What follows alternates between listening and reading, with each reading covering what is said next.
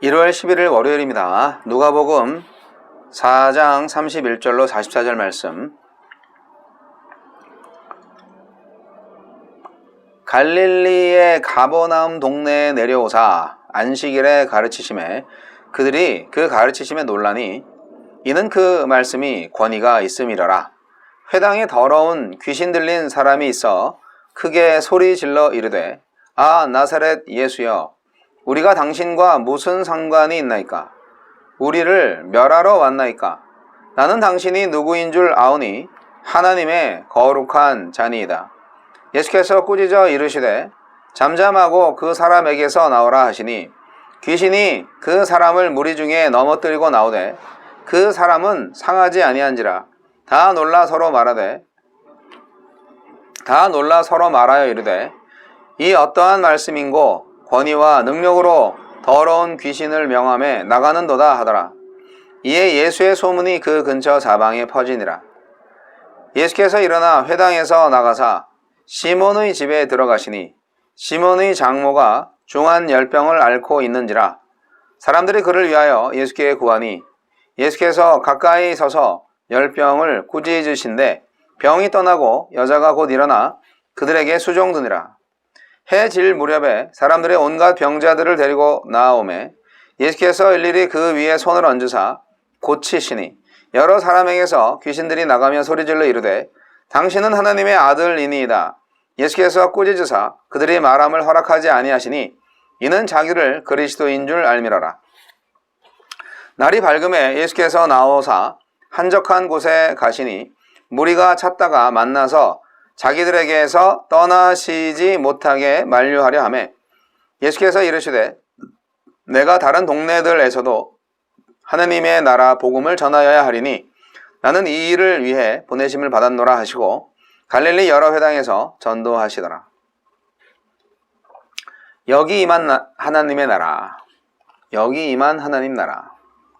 영적 희년, 즉 하느님 나라의 도래를 선포하신 예수님은 실제 귀신 들린 사람을 온전케 하시고 갖은 병자들을 치유하심으로 여기 임한 그 나라를 가시화하십니다. 예수님은 어떤 분입니까? 예수님의 가르침 속에 담긴 권위에 가버나움 사람들이 놀랍니다. 귀신도 그 감탄의 대열에 참여하여 예수님의 정체에 걸맞은 완벽한 고백을 드립니다. 하지만 예수님의 관심은 고백의 탁월성이 아니라 고백의 의도입니다. 진실을 알고 고백하며 심지어 믿는 것은 그 고백에 자신을 던지는 것과 별개의 문제입니다. 하느님의 거룩한 자에게 순종할 의도가 없다면 화려한 고백이라도 주님의 책망을 부르는 거룩하고 불쾌한 말에 지나지 않을 것입니다.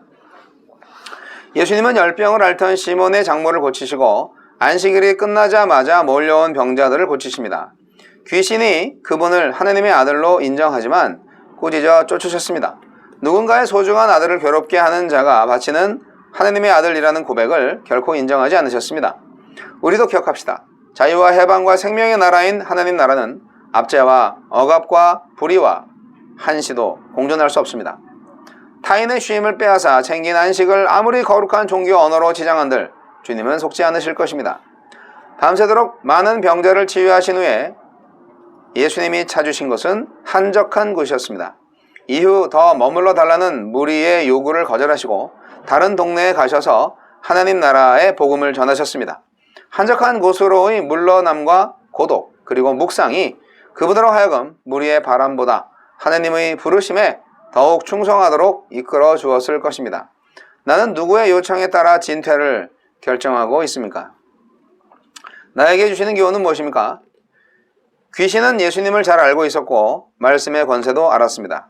하지만 그 말씀에 순종하여 그분의 나라가 서르고 그분의 백성이 창조되기를 바라지 않았습니다. 그는 주 예수와 상관없이 자기만의 영역을 갖기를 바랐습니다. 예수님의 정체와 그 능력을 알고 공개적으로 고백할 수 있다 해도 그 말씀에 순종하지 않는다면 하나님 나라의 백성이 아니라 귀신의 노예일 뿐입니다. 말씀을 묵상할수록 그 말씀과 상관 있는 삶의 영역들이 늘어가고 있습니까? 주여, 전염병에서 인류를 건져주시고 그보다 더 악독한 만몬의 사슬에서 해방하여 주소서. 네, 드디어 예수님의 본격적인 사역이 시작되는 본문입니다. 예수님은 오늘 말씀 안에서 귀신 축출을 합니다. 그리고 병을 치유하십니다. 그리고 하나님 나라를 선포하시는 거죠. 가버나움이라는 공간은 어떤 공간인가요? 가버나움은 도시입니다. 예수님은 도시 선교를 하신 거네요. 그리고 안식일이라는 시간을 택하셨어요. 안식일이라고 하면 사람들이 그래도 안식하는 날, 일을 하지 않는 날이죠. 그러니까 도시 선교가 꽤 성경적이다 생각이 듭니다. 도시는 인구 밀도가 높으니까 황금어장이죠. 사람들이 많이 모이는 안식일 도시를 선택하신 예수님. 사실 사도들도 예수님의 이 방법을 그대로 따라서 전도했습니다. 예수님은 가르침의 은사를 아주 잘 가지신 분이십니다. 예수님이 선생님이니까요. 그 당시 아마 제일 젊은 랍비였을 것입니다. 하지만 상당히 가르치는 것에 있어서 큰 칭찬을 받는 아주 명석한 그런 랍비였겠죠. 예수님께서 이 가르친다는 것을 볼 때 예수님이 그야말로 선생님이다, 교사다. 그래서 그분이 우리의 주님이 되신다면 우리의 주님이 되시면서 우리의 선생님이 되실 것이다 라고 생각하는 것은 당연한 일입니다. 자, 예수님은 말씀으로 고치십니다. 말씀으로 귀신을 내어 쫓으십니다. 예수님께서 가버나움에서 귀신을 내어 쫓는 사건을 통하여서 예수님은 그 귀신으로 하여금 자신이 누구인지를 또 선포하게 만드네요. 예수님이 인정받으셨죠. 근데 누구한테요? 귀신한테. 귀신이 예수님을 두려워해서 크게 소리질렀죠. 그리고 예수님의 말씀 앞에서 사람들은 아주 놀랐습니다. 여러 가지 반응들이 있지만 여하튼 귀신이 놀라고 사람들이 놀라는 예수님의 말씀의 권세가 얼마나 강력한지 알 수가 있는 것이죠. 자, 중요한 것은 예수님의 정체성입니다. 예수님은 귀신이 말을 하죠. 나사렛에서 태어나시고 거기서 자라나신 예수님의 인간성을 너무나 잘 알고 있었던 귀신. 네, 그러나 예수님은 하느님이시죠. 예수님은 왜 성육신에서 나사렛 사람이 되셨을까요? 나사렛은 정말 가난한 동네였잖아요. 그 이유는 사람으로서 사람의 비참함을 이해하고 사람의 죄악을 사하시기 위해서 그렇게 성육신을 하신 겁니다. 귀신이 나사렛 예수를 무서워하는 이유가 바로 여기에 있습니다. 예수님의 구속으로 말미암아서 사람들이 죄사함 받기 때문에 더 이상 귀신은 사람들을 잡을 수가 없어요. 죄를 용서받으니까. 너 죄인이야 하면서 죄인들을 데리고 갈 수가 있는데 예수님이 죄를 사해버리니까 귀신이 더 이상 죄로 사람을 묶을 수가 없잖아요.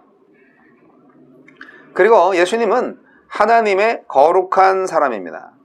하나님의 거룩한 자라는 표현을 하잖아요, 귀신이. 이것은 하나님께 속한 자라는 고백입니다. 예수님은 하나님과 관계없는 것에 대해서는 아주 왕창 싸웁니다. 하나님과 관계한 것에 대해서는 싸우기보다는 뭔가 관계를 맺으려고 하시는데요. 마귀는 누구입니까? 하나님께 속하지 않은 자입니다. 그래서 마귀와 싸우는 거예요. 귀신은 그래서 예수님을 아주 무서워합니다. 네. 예수님은 거룩한 자이신데 거룩하다는 것은 뭐냐? 예수님한테는 도대체 악이 틈탈 구석이 없다. 그런 것이죠. 완벽하신 거룩함. 거룩하심의 완벽함. 예수님은 광채이시고 성결 그 자체입니다. 예수님한테는 악한 것이 하나도 없습니다. 그래서 이 더러운 귀신이 예수를 보니까 도저히 내가 틈탈 수 있는 아무런 약점이 없어. 그런 거죠. 빛 앞에서 어두움이 드러나듯이 예수님 앞에서 귀신의 더러움이 드러나고 있는 것입니다. 근데 또 한 가지 있어요. 예수님이 거룩하신 분이지만 또 거룩하게 하시는 분이라는 사실을 우리는 잊지 말아야 됩니다. 예수님은 더러운 것을 보면요, 그걸 거룩하게 하세요. 오늘 말씀 가버나움 회당에서 귀신 들린 자를 보았을 때 귀신을 쫓아내셨잖아요. 그 사람에게서 나오라 그렇게 선포하셨고, 그래서 그 사람을 깨끗하게 하셨습니다. 귀신이 두려워하는 게 바로 이거죠. 예수님이 거룩하게 하시는 분이라는 사실이 귀신한테는 절대적인 두려움이 됩니다. 우리 그리스도인이 세상에서 무엇을 해야 되겠어요? 더러운 것을 깨끗하게 만들어야 되는 거죠. 악의 영에 사로잡힌 자, 이 돈 맛을 알고 돈의 권력에 눌린 자, 이런 사람들을 다 끄집어내야 되는 거죠. 그래서 그들을 깨끗하게 만들어야 되는 거죠. 그래서 돈이나 권력으로, 죄로 사람들을 낚시질해서 엮어서 계속 끌고 가는 그런 세상 권세자들, 마귀에게 우리 그리스도인은 예수가 돼서 두려움의 존재가 되는 거예요. 왜냐하면 그 더러운 죄의 사슬들을 다 끊어내니까, 죄를 용서할 수 있으니까, 예수의 이름으로. 예수님의 능력은 이렇게 거룩하게 하시는 일에서 아주 가장 명확하게 드러납니다. 이 사실을 인식하는 교회가 이 사회를 거룩하게 하는, 인간을 거룩하게 하는 작업에 참여하게 되는 것 아니겠어요? 이게 바로 교회의 능력이에요. 오늘날 교회가 회복해야 할 능력이 이적적인 능력이 아니에요. 거룩하게 하는 능력이에요. 물질 축복받고 교회 건물 잘 세우고 기도원도 짓고 교인 숫자 더 많아지고, 옛날에 버스 타고 오던 성도가 요즘은 그랜저 타고 온다고, 그렇게 축복받았다고, 예수 믿고 축복받았다고 그렇게 말하는 것이 중요한 게 아니라요, 저 사람이 도둑질 많이 했는데 지금은 양심적으로 잘 살고 있다고, 정직하게 잘 산다고, 비록 쫄딱 망했어도 옛날에 부자로 있으면서 거짓말하면서 사기치면서 살던 사람이 지금은 정말 단칸방에 살아도 하나님 말씀 의지하면서 거룩하게 정직하게 살고 있다고, 그렇게 사람을 변화시키는 것이 진정한 교회의 사역이고 그리스도인의 행복한 고백이 아닐까요? 그렇습니다. 교회의 사명은 거룩하게 하는 일이에요. 예수님이 거룩하신 분이니까. 그래서 귀신이 무서워했던 거예요. 귀신이 아주 만만하게 생각하는 크리스천들이 많죠. 그러나 정말 그리스도인이 가면 귀신들은 다 도망갑니다. 그들은 깨끗한 걸 못 참아요. 거룩함을 못 참아요. 못 견뎌요. 도망갈 수밖에 없어요. 귀신은 예수님도 잘 알고 있었고 그 말씀의 권세도 잘 알고 있었습니다. 하지만 귀신은 그 말씀에 순종해서 그분의 나라가 서고 그분의 백성이 창조되기를 절대 바라지 않습니다. 예수님과 상관없이 자기만의 영역, 자기만의 권세가 미치는 그런 영역을 갖고 싶은 게 바로 귀신들이죠.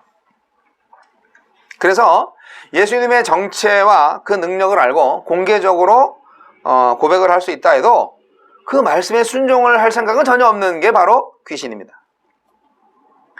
여러분, 우리도 똑같아요. 하나님의 아들 알죠? 예수님 알죠? 다 인정해요. 예수님은 하나님의 아들이고요. 부활도 믿어요. 부활하신 걸 믿어요. 하지만 그 말씀에, 예수님의 말씀에 순종하지 않는다면 그 사람은 하나님 나라의 백성이 아니라 귀신의 노예입니다. 귀신 나라 백성이죠. 귀신도 하나님의 아들 예수를 안다니까? 사람들한테 공포한다니까? 하지만 그 말씀에 순종하지 않는 거죠. 귀신의 목적은 따로 있으니까. 그걸 아니까 예수님께서 귀신을 내어 쫓으시고 멀리 하신 거죠. 하느님의 나라에는 반드시 공존할 수 있는 것과 공존할 수 없는 게 있어요. 안식일에 예수님은 열병을 앓던 베드로의 장모를 고치시고 안식일이 끝나자마자 몰려들어온 병자들을 다 고쳐주십니다. 여러분, 귀신이 예수를 하느님의 아들로 인정했지만 꾸짖어 쫓으셨죠. 누군가의 소중한 아들을 괴롭게 한 그 귀신이 바치는 하느님의 아들이라는 고백이 무슨 소용이 있냐? 그건 가치가 없다라는 것입니다. 그러니까 뭡니까? 자유와 해방과 생명의 나라인 하나님의 나라, 그 나라와 압제와 억압과 불의의 나라, 그 마귀의 나라는 한시도 공존할 수 없다는 것입니다. 하나님 이름 빌어서 교회를 이용해서 예수 이름 팔아서 부자가 될 생각 절대 하지 마십시오. 귀신의 노예질 고만하세요. 우리는 예수님의 영성, 거룩함의 영성을 찾아야 됩니다. 예수님이 병자들을 다 고친 다음에 어디로 가셨어요?